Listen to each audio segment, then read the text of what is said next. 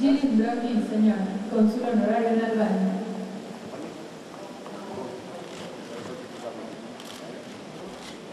Është shqiptari I parë në një vizitë zyrtare që pritet nga presidenti I Shteteve të Bashkuara të Meksikës.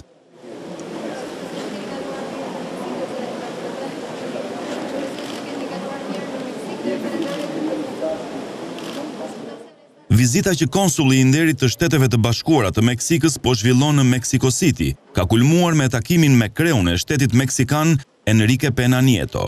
Presidenti I Shteteve të Bashkuara të Meksikës I rezervoi një takim të përzemërt konsullit të nderit në Shqipëri, I cili mban këtë detyrë prej afro një viti e gjysmë.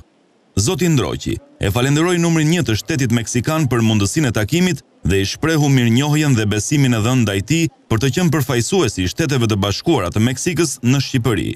Zoti Ndroqi tha se që kur nisi misionin diplomatik është udhëhequr nga një parim, puna në interes të shtetit meksikan. Ai e njohu presidentin me përpjekjet për të promovuar Meksikën në Shqipëri përmes prezantimit të hapësirave ekonomike, tregtare, turistike e kulturore që ky vend ofron.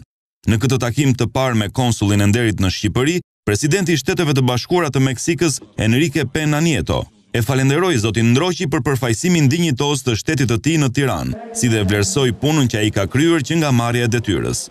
Ai shprehu vlerësime për përpjekjet e konsullit të nderit për t'i sjellë më pranë dy vendet e largëta gjeografikisht, përmes forcimit të marrëdhënieve bilaterale. Për të mbajtur në kujtesë këtë takim të parë zyrtar dhe në një shenjë mirënjohje ndaj shtetit meksikan dhe vetë presidentit Nieto, zoti Ndroqi I dhuroi kreut të shtetit meksikan një simbol kombëtar për krenaren e heroit Gjergj Kastriot Skënderbeu.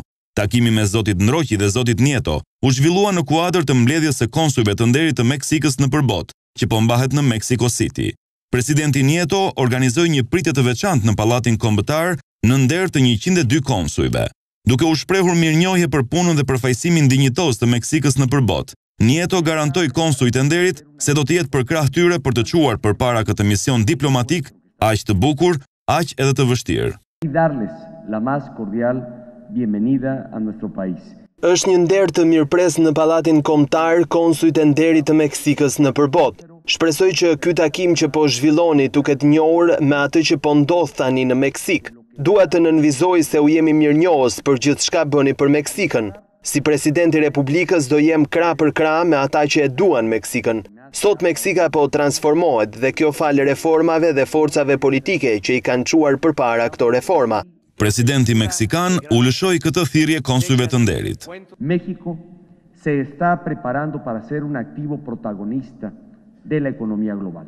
Meksika po përgatitet për të qenë protagoniste në ekonominë botërore dhe për të pozicionuar si një vend tërheqës për investime në tregti dhe turizëm. Ky është mesazhi I transformimit, mesazh që u kërkoi ta përcjellni në vendet tuaja.